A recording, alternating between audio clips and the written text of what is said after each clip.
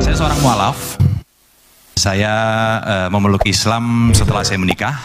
Dan saya merasa Islam suatu agama yang luar biasa. Waktu sebelum saya memeluk agama Islam, saya ke gereja pun setahun sekali udah syukur. Tapi saya bertransformasi menjadi seseorang yang berusaha untuk menjadi lebih baik di Islam sampai bisa sholat 5 waktu, mempelajari yang lain-lain. Pertanyaan saya sama Pak Ustadz adalah, kemarin itu saya udah, anak saya ada tanya sama saya, Dedi, kalau surat ini bunyinya apa? Wah, saya mulai nggak tahu nih, ya kan? Nah, saya rasa saya mulai harus belajar banyak mengenai Islam, mengenai surah dan lain sebagainya. Pertanyaan saya yang mungkin ini adalah keresahan hati juga beberapa saudara-saudara kita yang mualaf, Pak Ustadz. Bagaimana kita memilih guru yang benar? Yang pertama. Yang kedua, bagaimana kita tahu kita memilih guru? Caranya memilih guru untuk memadu kita supaya kita tidak berada di jalan yang salah. Dan kalau kita sudah memilih, yang kedua, bagaimana kita tahu kalau guru pilihan kita itu benar? Yang ketiga, saya ada sedikit tahu kalau di dalam Islam itu ada beberapa mazhab. Mazhab apa yang kira-kira bisa dan cocok untuk saya, bagaimana cara saya memilihnya? Sekian kira-kira pertanyaan dari saya. Assalamualaikum warahmatullahi wabarakatuh. Waalaikumsalam warahmatullahi wabarakatuh. Mas Gio, yang catatan amalnya masih bersih, ketika di hadapan Allah mungkin buku catatan dosa saya jauh lebih banyak. Oleh sebab itu jangan lupa doakan saya, doakan kami, doakan kita semua.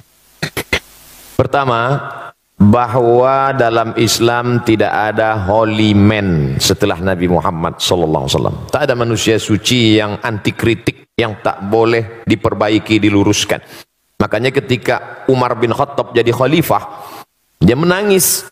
Kenapa? Karena dia sekarang punya jabatan tinggi, dia takut nanti sahabat tidak ada satupun yang bisa meluruskan dia. Tapi kemudian ketika ada sahabat berkata, kalau kau salah wahai Umar bin Khattab, aku yang akan meluruskanmu. Dia peluk, alhamdulillah masih ada hamba Allah yang meluruskan. Abdul Somad, manusia biasa, bisa benar, bisa salah. Main bola ada statuta yang dibuat oleh FIFA, rule of the game, aturan main. Ini outside namanya, ini goal namanya. Maka ketika orang itu keluar dari standar ini, dia tidak benar. Idza ra'aitar rajul, seorang yang diyakini sebagai wali Allah. Kita tahu ada wali songo, manusia yang punya karamah, kemuliaan. Dalam kitab Al-Luma', cahaya-cahaya, ditulis oleh Imam Saraj At-Tusi. Kata seorang guru, ayo kita menjenguk wali Allah. Ini wali Allah hebat, ayo. Sampai di dalam masjid, muridnya nanya, mana wali Allah? Itu yang ada di depan. Masya Allah, wali Allah. Gak berapa lama setelah itu, yang disangka wali Allah tadi meludah di dalam masjid. Kata gurunya, ayo kita tinggalkan, ini wali setan. Kenapa? Karena perbuatannya bertentangan dengan syariat Islam, haram meludah dalam masjid. Jadi mesti ada aturan. Kalau tidak aturan nanti kacau balau. Jelas-jelas ini orang tidak benar. Ketemu di tempat maksiat, minum khamar, tetap juga digurukan. Tidak bisa. Itu siapa? Guru spiritual saya. Tapi dia minum khamar. Khamar yang kelihatan mata kita dia minum, itu sebenarnya kalau sudah sampai lehernya berubah jadi zam-zam. Benar. Bagaimana kalau ternyata dia bisa jalan di atas air, ternyata dia bisa terbang di awan? Disebutkan dalam kitab Tanbihul Mughtarrin, peringatan bagi orang yang tertipu. Idza ra'aitar rajul, kalau kau lihat ada orang yatiru fil hawa, bisa terbang di atas awan, yamshi 'alal ma, bisa jalan di atas air, la taghtar, jangan tertipu karena itu, karena setan iblis pun bisa melakukan itu, tapi pandanglah pada istiqomahnya tentang ajaran perintah dan larangan Allah. Disuruh Allah dia ikut, dilarang Allah dia tak buat. Ikutilah istiqomahnya.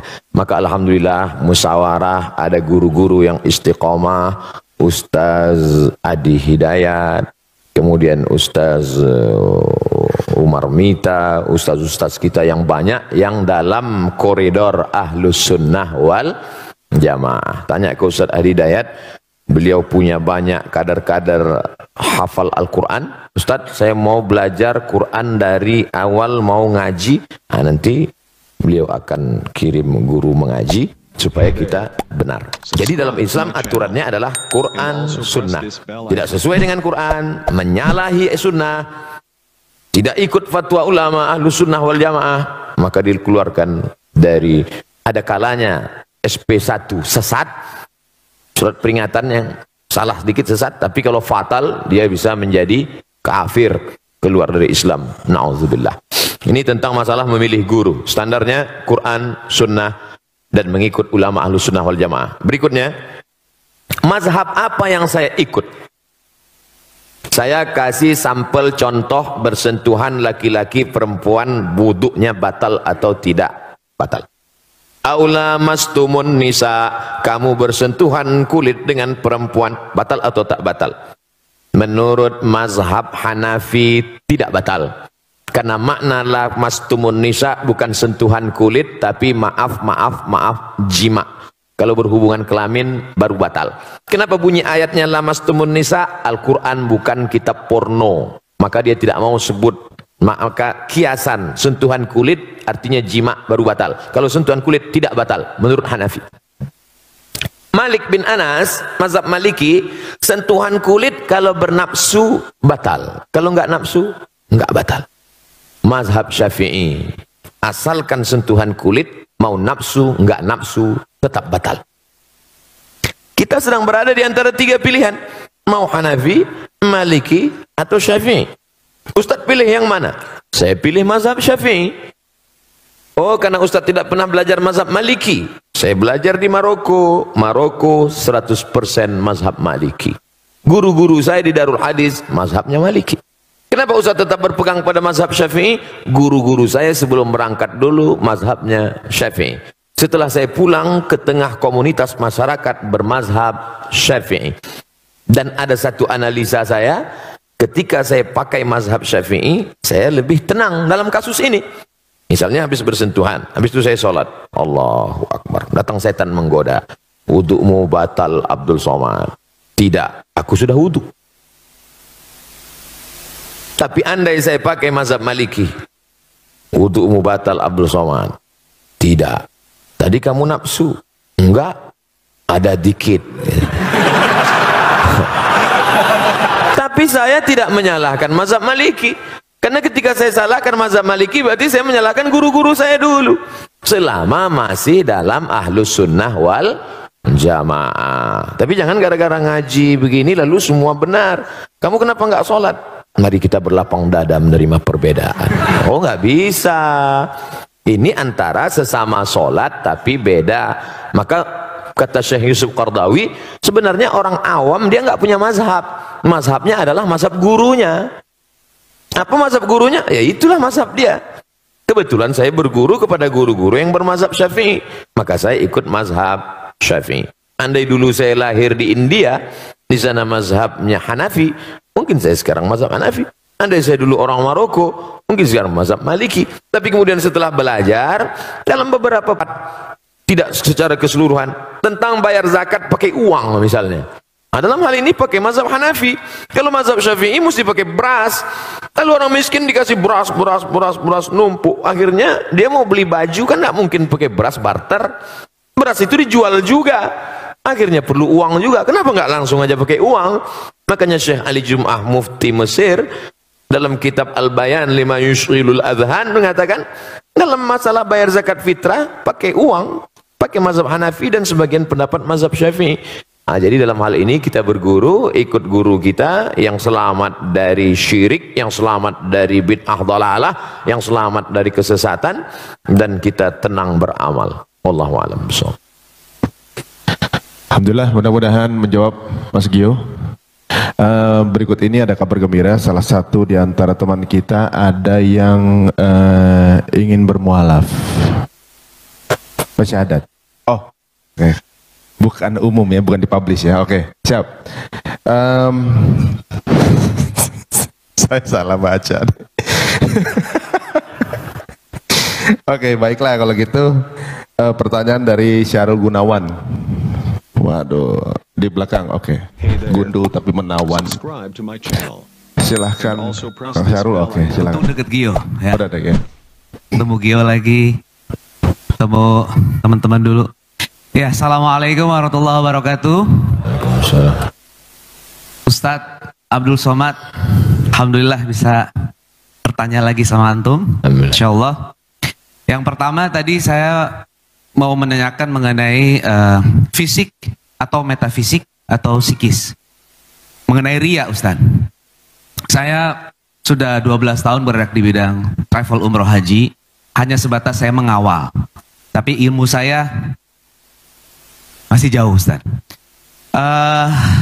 Ketika saya memposting foto-foto atau video untuk kepentingan promosi saya di travel, saya merasa bahwa ya ini kan tergantung niat. Saya kan ingin promosi.